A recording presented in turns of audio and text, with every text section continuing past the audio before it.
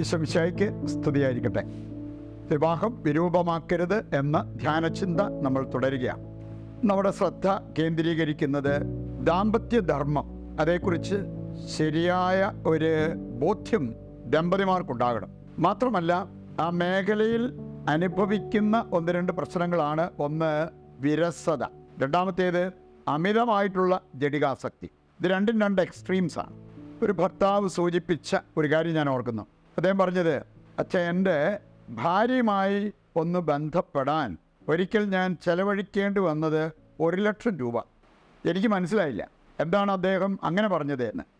ചോദിച്ചപ്പോഴാണ് പറഞ്ഞത്, ഒരു ദിവസം അദ്ദേഹത്തിന് ഒരു താല്പര്യം തോന്നി ജീവിത പങ്കാളിയുമായിട്ട് ദാമ്പത്യധർമ്മം പുലർത്താൻ.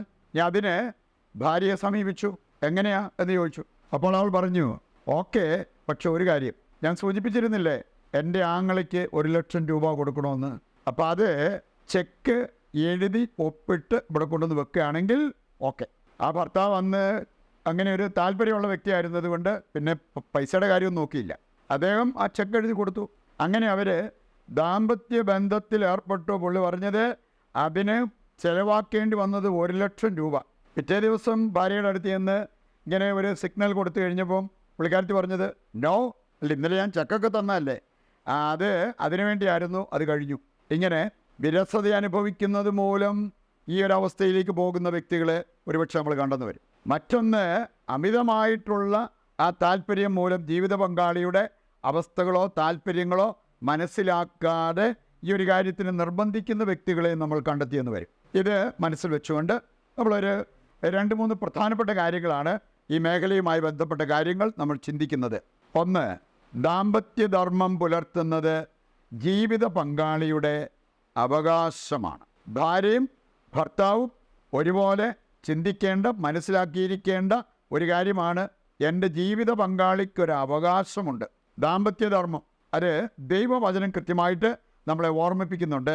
1 കൊറിന്തോസ് 7-ാം അധ്യായം 3-4 വചനങ്ങൾ എടുക്കുമ്പോൾ അത് കാണാൻ പറ്റും. അവിടെ പറഞ്ഞിരിക്കുന്നത് ഇപ്രകാരമാണ്: ഭർത്താവ് ഭാര്യയോടുള്ള ദാമ്പത്യധർമ്മം പുലർത്തണം, അതുപോലെ ഭാര്യയും. കാരണം നിന്റെ ശരീരത്തിന്മേലുള്ള അവകാശം നിന്റെ ജീവിത പങ്കാളിക്കാണ്. പറയുണ്ട് ദാമ്പത്യധർമ്മം പുലർത്തണം. ഒരു സ്ത്രീ സൂചിപ്പിച്ചൊരു കാര്യം, അവർ കാണാൻ മടിക്കുകയൊക്കെയാണ്.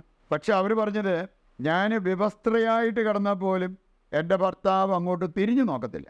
എന്നാൽ പുറത്തൊക്കെ വെച്ച് ഞാൻ കണ്ടിട്ടുണ്ട്, എൻ്റെ പകുതി സൗന്ദര്യം പോലും ഇല്ലാത്ത സ്ത്രീകൾ പോകുമ്പോൾ അവരിൽ നിന്നും കണ്ണു പറിക്കാതെ അവരെ നോക്കി നിൽക്കുന്നത്. തെറ്റായ ആകർഷണം അത് ശരിക്കും സാത്താൻ കൊണ്ടിരുന്ന.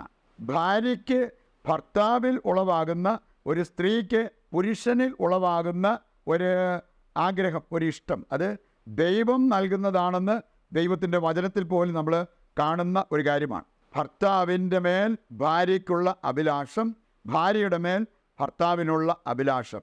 ദൈവം തന്നത് നമ്മൾ അംഗീകരിച്ച് അതനുസരിച്ച് മുമ്പോട്ട് പോകുന്നതിൽ ഒരു തെറ്റുമില്ല. പക്ഷേ തെറ്റായ ആകർഷണത്തിലേക്ക് പോകരുത് എന്നുള്ളത് നാം മനസ്സിലാക്കിയിരിക്കേണ്ട കാര്യമാണ്. രണ്ടാമത്തെ കാര്യമാണ്, ഭാര്യ ഭർത്താക്കന്മാർക്ക് പരസ്പരമുള്ള ലയം കർത്താവിന് പോലും ആനന്ദകരമായ ഒരു കാര്യമാണ്. അപ്പം അതുകൊണ്ട് ഇത് പാപകരമായ കാര്യമായിട്ട് ഒരിക്കലും നിങ്ങൾ കാണരുത്. കർത്താവിന് പോലും ആനന്ദകരമായ കാര്യം. പ്രഭാഷകന്റെ പുസ്തകം 25 ആദ്യ വചനം വായിക്കുമ്പോൾ 3 കാര്യങ്ങളിൽ കർത്താവിൻ്റെ ഹൃദയം ആനന്ദം കൊള്ളുന്നു. അത് ദൈവത്തിനും മനുഷ്യർക്കും പ്രീതികരമാണ്. ഏതൊക്കെയാണ് എന്ന് അവിടെ പറഞ്ഞിട്ടുണ്ട്. സഹോദരന്മാർക്ക് പരസ്പരമുള്ള യോജിപ്പ്, അയൽക്കാർക്ക് പരസ്പരമുള്ള സൗഹൃദം. 3-ാമത്തെ കാര്യമാണ് ഭാര്യ ഭർത്താക്കന്മാർക്ക് പരസ്പരമുള്ള ലയം. ഇനി ഇത് കർത്താവിൻ്റെ ഹൃദയത്തെ ആനന്ദിപ്പിക്കുന്ന കാര്യമാണ് എന്നുള്ളത് ദൈവത്തിൻ്റെ വചനം നമ്മെ ഓർമ്മിപ്പിക്കുന്ന കാര്യമാണ്. 3-ാമതായിട്ട് നമ്മൾ എടുക്കുന്നത്, ദാമ്പത്യധർമ്മം ദമ്പതിമാരെ അശുദ്ധരാക്കുന്നില്ല എന്ന യാഥാർത്ഥ്യമാണ്. ഇന്ന് പല വ്യക്തികളും ഈ ഒരു ബോധ്യമില്ലാതെ സംസാരിക്കുന്ന ഞാൻ കേട്ടിട്ടുണ്ട്. പക്ഷേ എനിക്ക് വയസ്സ് 65, എൻ്റെ ഭർത്താവിന് 70, ഇനി ഇങ്ങനെയുള്ള കാര്യങ്ങളൊക്കെ ആയിട്ട് മുമ്പോട്ട് പോയാൽ എന്നാ ഒന്ന് പ്രാർത്ഥിച്ച് നല്ല മരണത്തിന് വേണ്ടി ഒരുങ്ങുക.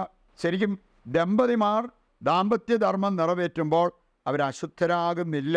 അത് അവരുടെ ജീവിത വിശുദ്ധിക്ക് തടസ്സമാകുന്നില്ല എന്നുള്ളത് നാം തിരിച്ചറിയണം. അതുകൊണ്ടാണ് ഉൽപ്പത്തി 3:16 നമ്മൾ വായിക്കുന്നത്, സ്ത്രീക്ക് ഭർത്താവിൽ അഭിലാഷം നൽകിയത് കർത്താവാണ്. മറ്റൊരു കാര്യം നമ്മൾ കൂടെ മനസ്സിലാക്കിയിരിക്കേണ്ടതാണ്, ജീവിത പങ്കാളിയെ ബഹുമാനിക്കാൻ പഠിക്കണം. എന്ന് പറഞ്ഞാൽ എനിക്കൊരഭിലാഷം ഉണ്ടെന്ന് വിചാരിച്ച് എൻ്റെ ജീവിത പങ്കാളിയെ മനസ്സിലാക്കാതെ അവരെ ഒരു ദാമ്പത്യ ധർമ്മത്തിന് നിർബന്ധിക്കുന്നത് അത് ശരിയായൊരു കാര്യമല്ല, അത് നീതിയല്ല, മാന്യതയല്ല എന്നുള്ള കാര്യം നാം മനസ്സിലാക്കിയിരിക്കണം. കാരണം പല സ്ത്രീകളുടെയും ഒരവസ്ഥ എന്ന് പറയുന്നത്, മനസ്സ് കൊടുക്കാതെ ശരീരം കൊടുക്കാൻ അവർക്ക് പറ്റില്ല. നിർബന്ധത്തിന് വഴങ്ങി ചിലപ്പോൾ അങ്ങനെ ഒരു കാര്യം നടന്നെന്ന് വരും. പക്ഷേ മനസ്സ് കൊടുത്തിട്ട് ശരീരം കൊടുക്കുന്നതാണെങ്കിൽ അത് രണ്ടു പേർക്കും ആനന്ദപ്രദമായിട്ട് മാറും. അതിന് ഭാര്യയെ കരുതണം, ഭർത്താവിനെ കരുതണം, പരസ്പരം ബഹുമാനിക്കണം, സ്നേഹിക്കണം. അതിൻ്റെ ഭാഗമായിട്ട് വരുന്ന ദാമ്പത്യധർമ്മം അത് അവർക്ക് ആസ്വാദ്യമാകും, ദൈവത്തിന് ആനന്ദകരമാണ്. ഇക്കാര്യങ്ങൾ മനസ്സിലാക്കിക്കൊണ്ട് അതനുസരിച്ച് നമ്മുടെ ജീവിതം ക്രമീകരിച്ച് മുമ്പോട്ട് പോകുവാൻ വേണ്ട കൃപയ്ക്കും അനുഗ്രഹത്തിനുമായിട്ട് പ്രാർത്ഥിക്കാം. ഒരു കോമൺ നിയോഗമായിട്ട് നമ്മളിന്ന് വയ്ക്കുന്നത്, ലൈംഗികതയുടെ മേഖലയിൽ വിരസത അനുഭവിക്കുന്ന ദമ്പതിമാരുണ്ട്. അവരെ സമർപ്പിച്ച് നമുക്ക് പ്രത്യേകം പ്രാർത്ഥിക്കാം. സ്ത്രീയും പുരുഷനുമായി മനുഷ്യനെ സൃഷ്ടിച്ച നല്ല ദൈവമേ, എല്ലാ ദമ്പതിമാരെയും അവരുടെ കുടുംബത്തെയും ഞങ്ങളങ്ങയുടെ തിരുഹൃദയത്തിൽ പ്രതിഷ്ഠിക്കുന്നു. പുരുഷന് ചേർന്ന ഇണയെ ഞാൻ നൽകുമെന്ന് അരുൾ ചെയ്ത ദൈവമേ, ഞങ്ങളുടെ ജീവിത പങ്കാളിയെയും മക്കളെയും ദാമ്പത്യ ജീവിതത്തിൽ ഞങ്ങൾ നേരിടുന്ന എല്ലാ സുഖദുഃഖങ്ങളെയും ഞങ്ങൾ അങ്ങേക്ക് പ്രതിഷ്ഠിക്കുന്നു. വിവാഹത്തെ വിരൂപമാക്കുന്ന സ്വാർത്ഥതയും അസൂയയും അശുദ്ധിയും അഹങ്കാരവും വെടിഞ്ഞ് വചനത്തിലും സ്നേഹത്തിലും വേരുപാകി അടിയുറയ്ക്കാൻ ഞങ്ങളെ സഹായിക്കണമേ. പ്രാർത്ഥനയും പരിത്യാഗവും വിശുദ്ധിയും വിശ്വസ്തതയും ശാന്തിയും സമാധാനവും ഞങ്ങളുടെ കുടുംബത്തിൻ്റെ മുഖമുദ്രയാക്കണമേ. സ്നേഹിക്കാനും സ്നേഹിക്കപ്പെടാനും അതിലൂടെ ഏറ്റവും നല്ല സുഹൃത്തുക്കളാകാനും അങ്ങയോട് ചേർന്ന് മുപ്പിരിച്ചരടാകാനും എല്ലാ ദമ്പതിമാരെയും അനുഗ്രഹിക്കണമേ. ആമേൻ. നമ്മുടെ ഇന്നത്തെ എല്ലാ അവസ്ഥകളും ഇന്നിൻ്റെ എല്ലാ പ്രാർത്ഥനാ നിയോഗങ്ങളും ദൈവകരങ്ങളിൽ ഏൽപ്പിച്ചുകൊണ്ട് താഴ്ന്ന സ്വരത്തിൽ കർത്താവിനെ സ്തുതിച്ച് ദിവ്യകാരുണ്യത്തിൻ്റെ ആശീർവാദം നമുക്ക് സ്വീകരിക്കാം. യേശുവേ നന്ദി, ഹല്ലേലൂയ, ഹല്ലേലൂയ. കർത്താവെ ഏറ്റെടുക്കണമേ. ഞങ്ങളെ ഓരോരുത്തരെയും ഞങ്ങളുടെ എല്ലാ പ്രാർത്ഥനാ നിയോഗങ്ങളെയും ഏറ്റെടുത്ത് ഞങ്ങളെ, ഞങ്ങളുടെ കുടുംബത്തെ, ലോകം മുഴുവനെയും സമൃദ്ധമായി അനുഗ്രഹിക്കണമേ. യേശുവേ നന്ദി, യേശുവേ സ്തുതി, യേശുവേ ആരാധന.